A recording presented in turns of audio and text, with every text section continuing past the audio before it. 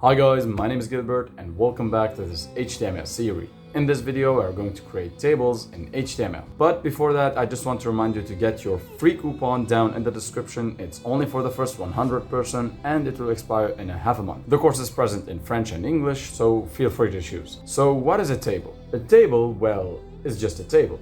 No, just kidding. Well, the table represents information in a grid format. Some example might be a financial report, a TV schedule, and a sports result.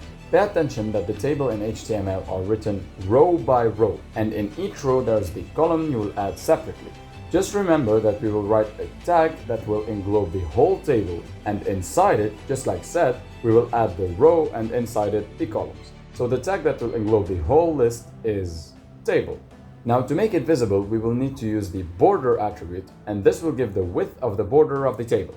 Usually it has the value of 1. If you don't know what an attribute is, then definitely check my video, link up there. Now that we created the basic of our table, we will need some sort of title. And here comes the caption tag. So like every tag, we will write something in it. And the text inside will obviously be the title.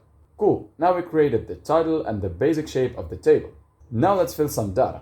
But how we will create the rows and inside them the columns? So as I said, inside, we first need to create the rows. And to do that, we will use the tr tag, which stands for table rows. Every time we want to create a new line, use the tr tag. As you can see, it's a pair tag with an opening and closing part. So inside these, we will add the columns. And just like before, we use the td tag, which stands for table data. Each td tag represents a column. And by the way, it's your job to make sure that the number of columns is equal in every row.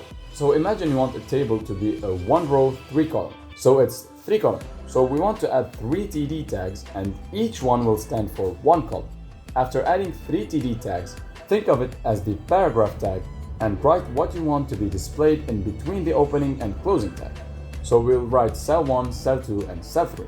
The content will appear in these order. The first one column 1, the second column 2 and so on. As you can see, we got 1 clean row. Now let's add a new row. So a new tr tag, and inside it I will put 2 td tags, and inside each I will put c1 and c2. I press F5 and as you can see we have a problem. We have an empty space here.